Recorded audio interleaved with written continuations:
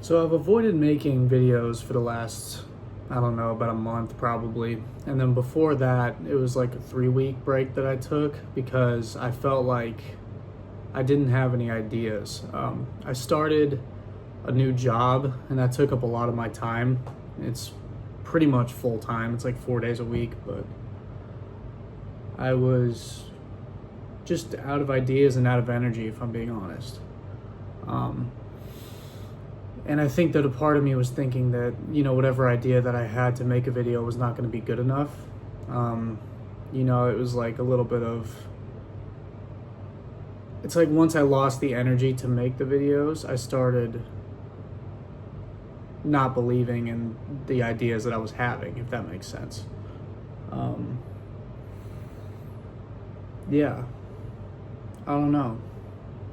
Because when I got back from Thailand, it seemed like the creativity was kind of flowing because I wasn't working, so I wasn't expending any energy in other directions. I just had a lot of free time and I was sleeping good and I was eating pretty good. And I was exercising a lot more frequently. And then that kind of made it feel like the ideas were there and they were more spontaneous and they were more flowing. But after I started working, it was like that whole train just kind of stopped and my energy was poured into other things. Um, yeah, it's not a good feeling. It's not a good feeling when you start something that you've been wanting to start for a really long time and then immediately it feels like the well is run dry. I don't know if this is a normal experience for a lot of people who are just starting out making videos and on YouTube and stuff, but that's just been my experience over the last few days, last few weeks, last probably almost 2 months now since I got hired on at my job. Yeah, so right now I'm just thinking about trying to just do the act as opposed to having, a coherent idea of what I want to say or what I want to talk about. And just letting it flow and seeing what comes up once I start actually acting, once I start moving, doing the thing instead of thinking about doing the thing. So, yeah, here we are.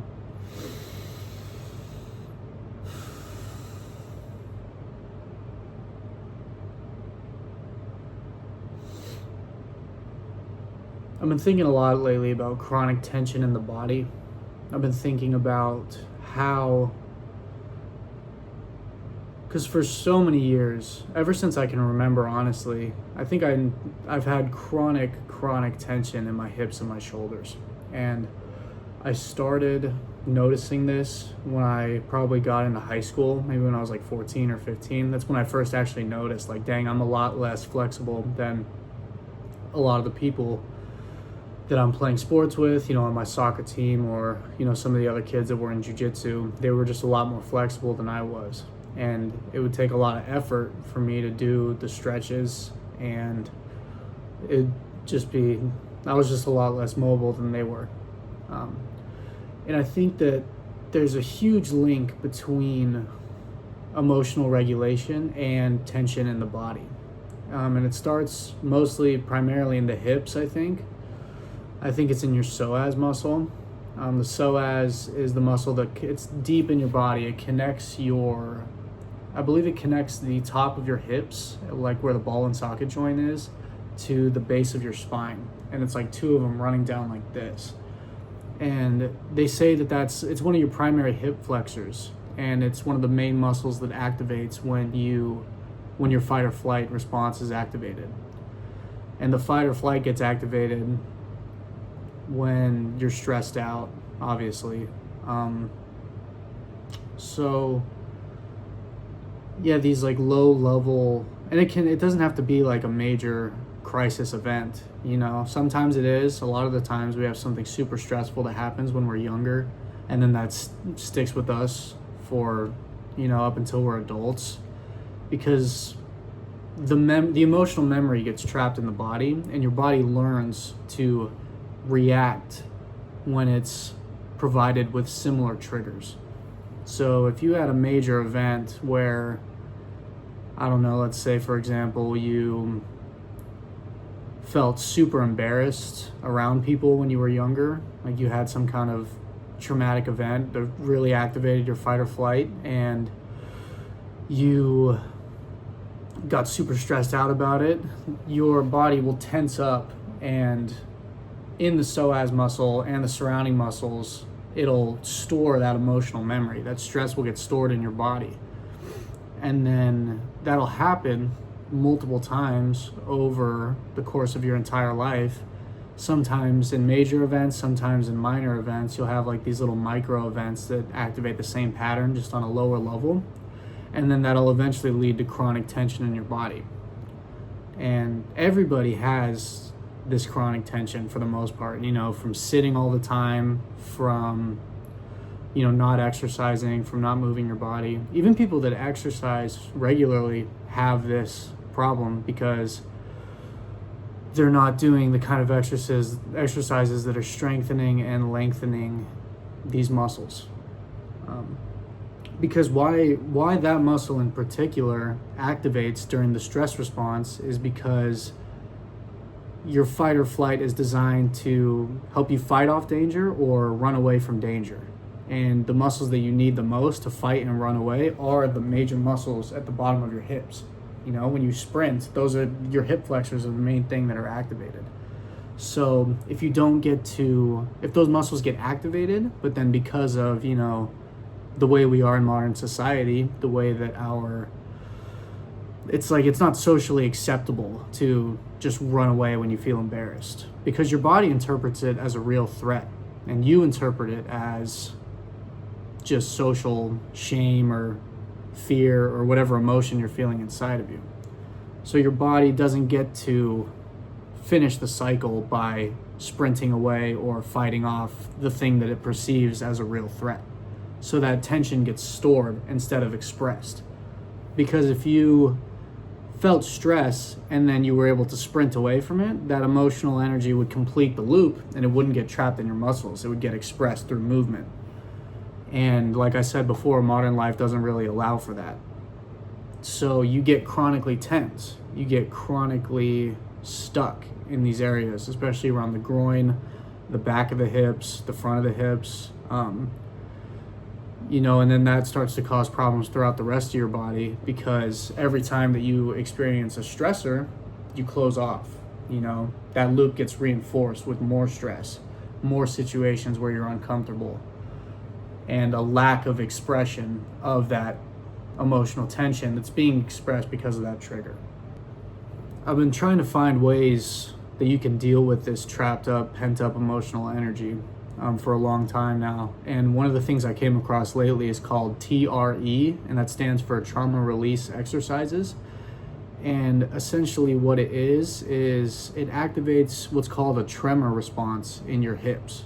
When you think about tremors and what the function of a tremor is, something that every human being is capable of doing, and it helps you shake off that trapped emotional energy. So think about dogs, for example. When dogs get scared, what do? They start shaking. Their whole body shakes. They vibrate. That's because their muscles are activating a stress response that's helping them shake off all that emotional energy that they have that came up from the fear response. So that's their way of dealing with it in a healthy way, as opposed to holding it all in like humans have been taught to do. Every mammal has the same response within them. Your body's capable of doing it. Every single mammal on the planet has this tremor response. And so what TRE does is it activates that response, which allows your body to shake off the emotional energy that it has stored up, wherever it may be. And your only job is to activate it and let your body do what it needs to do. It's an automatic response. It's not like you're the one physically shaking your body. You lay on the ground, you put your feet together, and then you lift your hips off the ground, and then that activates the tremor response. And then you let yourself shake for an extended period of time. And people that go through this, they say that they experience, a massive release in emotional tension. Some people cry, some people laugh, some people get super afraid. They just experience all the emotions that were trapped in these areas start to come up. And there's plenty of anecdotes all over the internet, and there's plenty of videos that you can find to try to, check this stuff out. So if you're interested, please go look for it. But yeah, I've been trying it over the last couple weeks. I haven't really had any breakthroughs. I'm gonna join a course this weekend to try to maybe get some more guidance on it, because I think that, I don't know if I'm doing the technique incorrectly or if I'm focusing in the wrong areas or what the problem might be, but my hips are just chronically tight, chronically weak, and I think that a lot of people's emotional issues stem from tightness in the body that they don't know how to deal with. Because the body's the temple. The body is a place of worship. What happens in a temple? People live there, people worship there, it's cleaned, it's maintained, it's lived within. There's a reason that they say that the body is the temple, because it's meant to be lived within. It's meant to be treated with respect. It's meant to be treated like a place. You can't be coherent, and you can't be aligned if your body's not aligned. And people ignore the parts of their body that are neglected because those parts have gone unconscious for so many years, because we were never taught how to do that. We were never taught to speak the language of the body, which is our emotions. So that's what I've been exploring lately, just trying to loosen up, trying to stretch out all these areas that have been so chronically tense for so long, and causing so many problems. And I feel that if we can all start to loosen up and start to take care of our bodies and listen to what it's telling us, it would resolve a lot of the emotional issues that we're dealing with on a day-to-day basis. So that's all I got for today. Thank you guys. I'll see you soon.